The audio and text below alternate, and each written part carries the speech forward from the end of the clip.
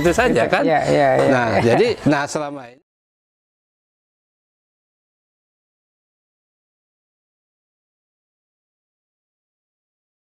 baik Ibu, Bapak, Guru, para pendidik di mana saja berada, sepertinya masih cukup banyak pertanyaan Pak Zul yang perlu mendapatkan pencerahan ini terkait dengan kebijakan pemerintah yang baru ini, terutama fokusnya dari kalangan para guru. Mereka merasa kebingungan. Ini gimana memulainya? Terus apa yang harus dilakukan? Yang praktisnya ini, yang praktisnya itu seperti apa sih? Realnya seperti apa? Realnya seperti apa sih? Nggak usah bertele-tele konsep, prinsip, udah deh, praktis. Teori apa gitu ya? Teorinya udah lah, pokoknya praktisnya gimana? Nah, ini juga barangkali karakteristik orang yang menggampangkan persoalan ya. Jadi tidak perlu tahu prinsipnya, yang penting teknisnya gimana, melaksanakan tugas saja gimana gitu ya Pak. Baik, gimana Pak Zul? Ini ya, sebetulnya pencerahan itu kan datang dari dalam diri kita sendiri. Baik. Tidak akan ada cahaya itu datang dari dalam diri kita sendiri.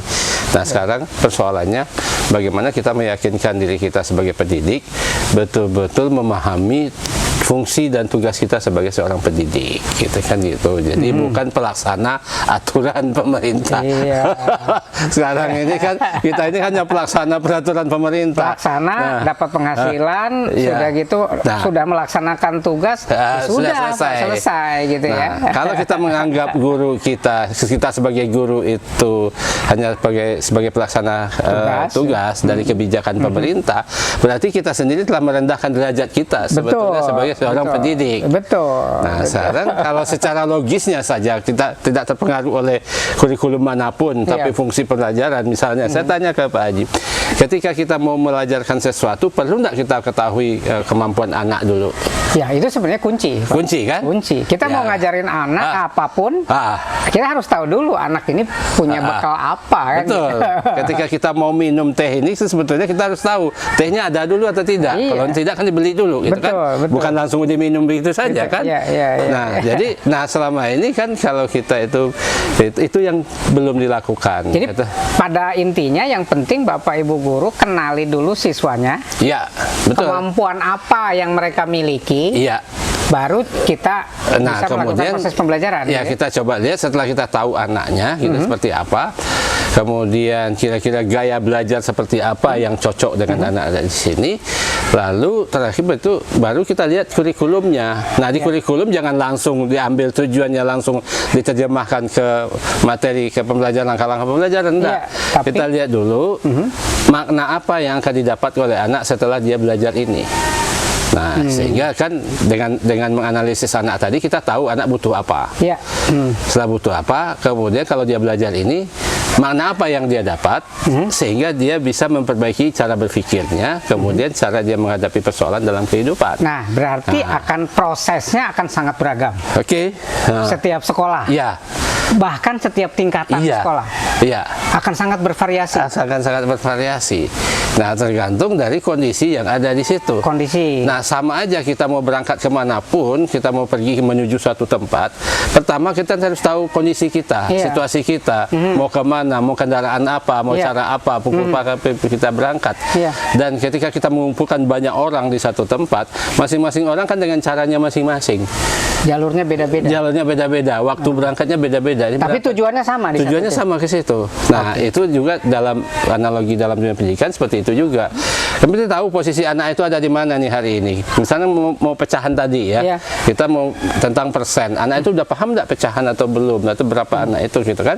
Nah, kalau kita sudah tahu, kemudian gaya belajar anak seperti apa dan situasinya kita sudah pahami, baru kita setting kelola kurikulumnya gitu. Itu kan berarti nanti para guru harus merancang, Pak. Harus melakukan identifikasi anak, kondisinya di mana, merancang pembelajarannya seperti apa. Kemudian dia melihat tujuannya, capaiannya kemana, gitu ya. Repot ya Pak? Repot. Padahal selama ini Pak nih banyak guru-guru bisik-bisik nih ke saya. Pak, RPP aja kita udah disiapkan kok Pak. Oke. Udah berpaket-paket di sekolah. Guru tinggal masuk kelas saja. Iya. Ya. Iya. Kadang-kadang ya formalitas saja dokumen-dokumen perencanaan itu. Iya. Dan kemudian soal kemampuan anak juga ya lihat aja nanti Di akhir. di akhir saja ulangannya. Ini bodoh, ini pandai, ini cerdas. Gitu aja Pak. Iya. Ini kalau begini nanti akan sangat merepotkan. Nah, kalau Betul. merepotkan mungkin banyak juga yang merasa tidak nyaman. Nyaman. Jadi gini, saya ingat pepatah kata orang bijak. Hasil yang kita dapatkan saat ini merupakan hasil dari sebuah proses sebelumnya, Baik. sistem sebelumnya. Nah, jika kita ingin hasil yang berbeda, kita harus mengubah itu semua, mengubah sistemnya, mengubah